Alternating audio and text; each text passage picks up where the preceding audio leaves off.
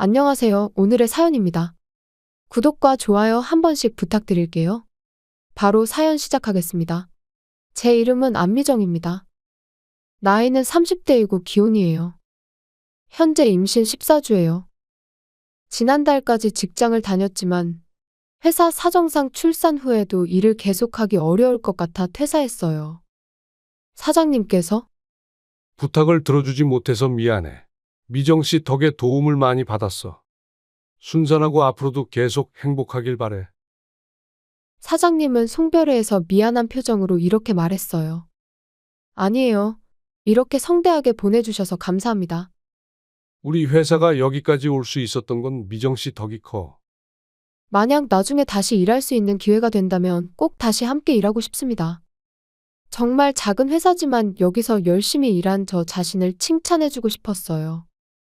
하지만 시어머니는 제가 퇴사한 게 못마땅한 듯 했어요. 어느 날 시어머니가 집에 초대했어요. 너희들 어서 와. 엄마, 근데 왜 갑자기 집에 오라고 한 거야? 맛있는 케이크 가게를 찾았는데 다 같이 먹을까 싶어서 불렀어. 근데 며느리는 임신 중이라 안 먹을 것 같아서 며느리 거는 안 샀어. 괴롭히거나 그런 건 절대 아니야. 나도 그랬으니까 잘 알아. 같은 여자끼리 내 마음 알겠지? 시어머니는 온화한 미소를 지으며 말했어요. 저는 이 시어머니가 싫어요. 부잣집 막내딸이라 그런지 몸가짐과 말투는 우아하고 부드럽지만 버릇없이 잘한 탓인지 마음에 들지 않는 상대에 대한 악의를 숨기려 하지도 않아요. 여보, 케이크 좋아하잖아. 내 거 반 줄 테니까 먹을래? 아니야, 괜찮아. 나는 음료수만 먹을게. 사실 입덧도 가라앉고 단 것에 대한 욕구가 커졌지만 얼굴 붉히기 싫어서 저는 그렇게 말했어요. 그런데 며느라 회사 그만뒀다면서? 네. 작은 회사라 제가 돌아올 때까지 공석으로 두기 어렵다고 해서요. 아직 작은 회사는 현실이 이렇네요. 그러면 우리 아들이랑 결혼한 게 천만다행이었네. 이제부터는 하루가 여유롭겠네. 시어머니에게 있어서 남편은 인류 대기업에 다니는 자랑스러운 아들이었고 그 아들과 결혼한 제가 도둑고양이처럼 보였나 봐요. 결혼 인사로 처음 만났을 때도 왠지 모르게 째려보는 눈빛이었어요. 시아버지가 듣던 대로 사람이 됨됨이가 된 것 같네. 앞으로 잘 지내보자. 라며 시아버지는 호의적이었지만 시어머니는 어떻게 알게 된 사이야? 친구 소개?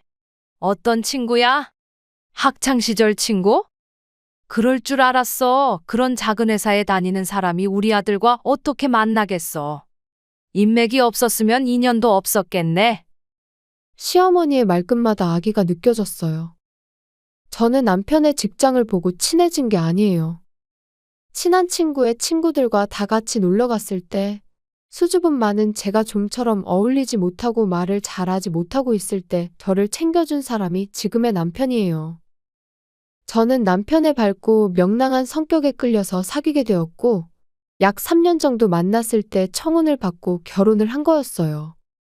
결혼까지 오랜 시간이 걸렸지만 남편은 느긋한 걸 좋아하는 우리답다. 며 둘이서 웃었어요.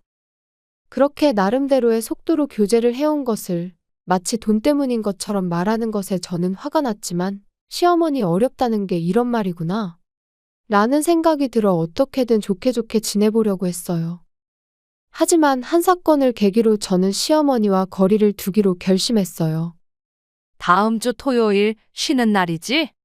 우리 집에 저녁 먹으러 와.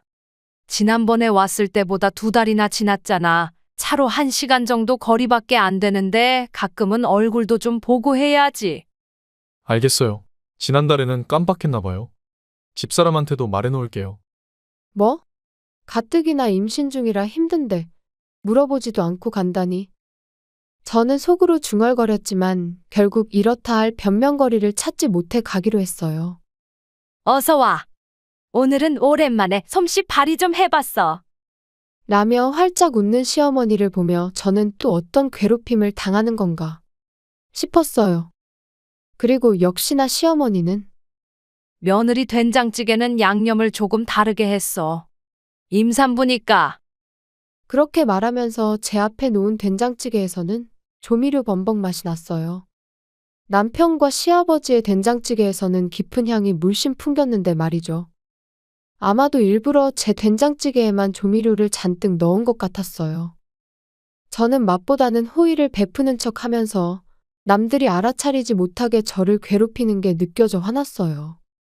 이런 괴롭힘을 계속 당하면 마음고생도 해야 하고 그러면 뱃속의 아기에게도 좋지 않다는 생각이 들어 그날 남편에게 자세한 이유는 생략하고 어머님과 당분간 거리를 두고 싶어?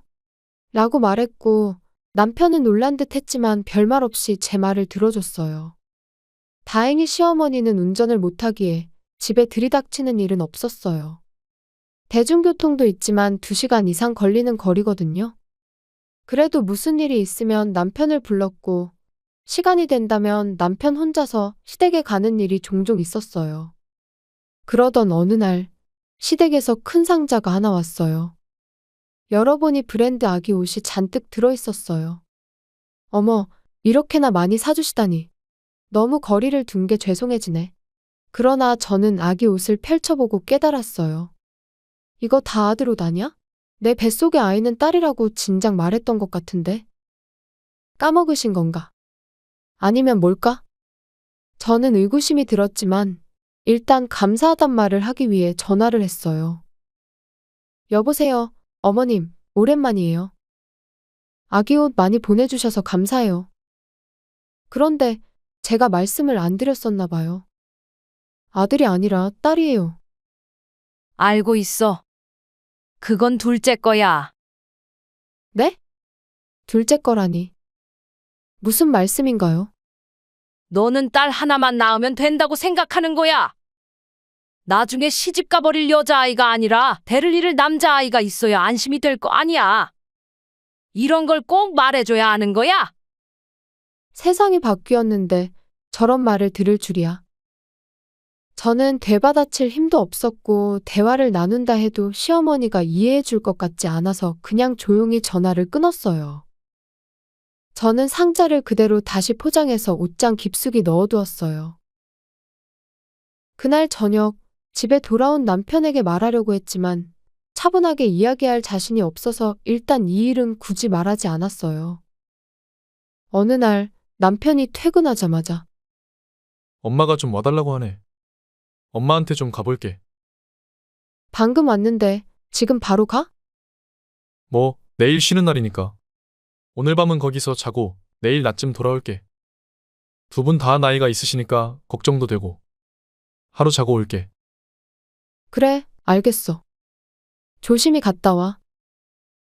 두 분 다 나이가 있으시니 걱정될 수도 있겠다 싶지만 저녁 시간에 차로 1시간이나 걸리는 거리를 오라고 하는 시어머니에 대한 불만이 점점 커졌어요. 남편이 시댁에 간 후 저는 혼자 거실에서 TV를 보며 시간을 보냈어요. 11시쯤에 잠들려고 누웠는데 핸드폰이 울렸어요. 전화를 한 건 시아버지였어요. 이런 시간에 전화 온 게 뭔가 안 좋은 예감이 들었어요. 여보세요, 며느라. 사실은 방금 전에 아들이 교통사고가 났어. 불길한 예감이 적중했어요. 집사람이 장 좀 봐달래서 나갔다가 무단횡단하려고 하는 할머니가 있었대. 그걸 피하려다가 전봇대를 박았다네. 생명에는 지장이 없지만 뼈가 몇 군데 부러져서 응급수술을 해야 한대. 생명에는 지장이 없다는 한마디에 일단 안심은 되었지만 두근거림은 사라지지 않았어요. 일단은 택시를 불러 병원으로 향했어요. 이런 한밤중에 퇴근한 아들을 불러서 장 봐달라고 하다니. 제 마음속에는 원망으로 가득 찼어요. 병실 앞 의자에 앉아있던 시아버지는 저를 발견하고 일어났어요. 며느라, 먼 길 오느라 수고 많았다. 좀 있으면 수술 들어간다고 하네. 나는 이번 절차를 밟고 올게. 시아버지의 모습을 보니 정말 생명에는 지장이 없는 것 같았어요. 하지만 우선 남편 얼굴을 보고 싶다는 마음이 컸어요. 남편은 아마 이 병실 안에 있을 거예요. 저는 문을 열고 안으로 들어갔어요. 거기에는 침대에 누워 눈 감고 있는 남편과 옆에 앉아 있는 시어머니의 모습이 보였어요. 저는 남편에게 다가가려고 했는데 시어머니에게 가로막혔어요. 어머? 너 병실에서 기다릴 생각이야? 여기는 내가 있을 테니 너는 복도에서 기다리도록 해. 아들 보호자로 내가 있을 거니까 복도에서 기다릴 때도 바로 아픈 피해서 있어. 눈에 거슬리잖아? 너는 피 한 방울 안 섞인 남이니까. 시어머니는 아무렇지 않게 말하는데 아기가 물씬 풍겼어요. 아마도 제가 거리를 두려고 했던 걸 눈치챘던 모양이에요. 지난번 전화를 조용히 끄는 것도. 자존심 강한 시어머니에게는 용서할 수 없는 일인지도 몰라요. 하지만 남편의 수술이 끝나기 전에 다시 집으로 돌아갈 엄두가 나지 않았어요. 네, 알겠습니다. 저는 그렇게 대답하며 배를 가만히 움켜쥐었어요. 초봄의 병원 복도는 추웠어요. 저기요? 괜찮으세요? 몸이 안 좋으세요? 누군가 저를 흔들어 깨웠어요. 남편의 병실에서 조금 떨어진 복도 의자에 앉아 기다리고 있었는데 어느새 잠들었나 봐요. 정신을 차려보니 창밖은 밝아오고 있었어요. 아, 죄송해요. 이런 곳에서 잠이 들었네요. 남편이 입원 중인데 시어머니가 병실에 들어오지 말라고 하셔서 여기서 기다리다가 그만 잠들었나 봐요. 저는 솔직하게 대답했어요. 자세히 보니 제게 말을 건넨 사람은 중년의 간호사였어요. 간호사는 제 말을 듣고 얼굴색이 변했어요. 급에 임산부 맞으시죠? 믿을 수가 없네요. 남편분 성함이 뭐예요? 간호사는 어딘가로 전화를 걸어 무언가를 확인했어요. 남편분 수술이 무사히 끝난 것 같네요. 지금은 잠시 다른 방에 있어요. 조금만 있으면 병실로 올 거예요. 간호사의 말대로 5분 정도 지나자 남편은 병실 앞 복도에 나타났어요. 여보, 다행이야. 생각보다 많이 안 다쳐 보이네. 걱정시켜서 미안해. 언제부터 와 있었어? 지금 온 거야? 어제 시어머니가 했던 말을 남편은 기억하지 못하는 모양이었어요. 아내분도 따라오세요. 병실로 갈게요. 저는 간호사와 남편과 함께 병실로 들어갔어요. 병실에는 시부모님이 앉아 계셨어요. 선생님, 잠깐만요. 이분 임산부인 것 같은데 복도 의자에 앉아서 하룻밤을 보낸 것 같아요. 이게 도대체 무슨 일이죠? 간호사가 시부모님을 노려보며 말했어요. 네. 며느리는 집에 돌아갔다고 들었는데 당신이 나한테 그렇게 말했잖아. 시아버지는 표정이 굳어졌어요. 시아버지의 물음에 시어머니는 당황하며 말했어요. 아니야. 임신해서 몸이 힘들 테니 돌아가는 게 좋다고 권유한 걸 며느리가 오해한 것 같아. 오해라니? 저는 어제 들은 대사를 한마디도 빠짐없이 기억하고 있어요. 거슬린다고 해도 저는 남편이 걱정되니 함께 기다리고 싶었어요. 애초에 시어머니가 밤에 심부름을 시키지 않았다면 이런 일도 없었을 텐데. 제 가슴에 분노가 치밀어 올라 눈시울이 뜨거워지고 눈물이 났어요. 지금까지 시어머니에게 당한 괴롭힘이 하나하나 떠오르며 저도 모르게 눈물이 쏟아진 거죠. 아내는 남의 집, 사람일 뿐이라며 그렇게 말했잖아요? 눈에 거슬리니까 병실에서 멀리 떨어져 있으라고. 저번에는 딸을 가졌는데 아들옷을 보내서 다음에는 아들을 낳으라고. 왜 그렇게 저를 괴롭히시는 거죠? 제 눈에서 눈물이 주르륵 흘러내렸어요. 남편과 시아버지는 그런 제 모습을 한참 동안 멍하니 바라봤어요. 엄마 이거 정말이야? 나는 아들 안 낳는 며느리를 우리 가족으로 받아들이고 싶지 않아. 왜 그런 말을 하는 거야? 당장 나가? 엄마가 남이라고 말하는 며느리는 나한테는 가족이야. 계속 이렇게 살게 놔둘 수 없어. 남편은 침대 위에서 팔만 뻗어 시어머니의 등을 밀었어요. 미안하다. 아들아, 엄마가 생각이 짧았던 것 같네. 시어머니는 그 자리에서 무릎을 꿇었어요. 너 지금 마음에도 없는 사과하는 거잖아. 시아버지는 그렇게 말하며 시어머니의 팔을 잡고선 질질 끌어 병실 밖으로 데리고 나갔어요. 여보, 그동안 힘들었지? 내가 미안해. 당신이 엄마와 거리를 두고 싶다고 했을 때 제대로 이유를 물어봤어야 했는데 앞으로 나도 엄마와 거리를 둘 거야. 괜찮아. 제대로 말 안 해준 내 탓도 있는 것 같아. 그 후 퇴원할 때까지 저는 아내로서 당당하게 남편의 병실을 드나들며 마음껏 병문안 올 수 있게 되었어요. 퇴원하자마자 우리는 이사를 했어요. 남편이 출퇴근할 수 있는 거리 내에서 시댁에서 멀리 떨어진 곳을 선택했고, 새 주소는 시아버지에게만 알려주고 시어머니에게는 전혀 알려주지 않았어요. 시아버지는 앞으로 시어머니와 함께 살 자신이 없다며 황혼 이혼을 하자 했지만 시어머니가 거부해서 현재 이혼 조정 중이라고 해요. 집에 놀러온 시아버지의 말에 따르면 집사람이 가끔씩은 비열한 면이 있다는 걸 알긴 했지만 이렇게까지 심할 줄은 몰랐어. 이대로라면 며느리가 아들을 낳을 때까지 계속 괴롭힐 거야. 가족을 위해서라도 나부터 이혼해야겠다고 생각했어. 그렇게 결정하셨군요. 근데 그런 이유로 이혼을 할 수 있는 건가요? 시아버지의 말에 따르면 저에게 보낸 대량의 남자아이 옷값과 유명한 절에 가서 아들을 낳아달라고 기도한 비용 등 총 2천만 원이 넘는 돈을 허락 없이 통장에서 인출했다고 해요.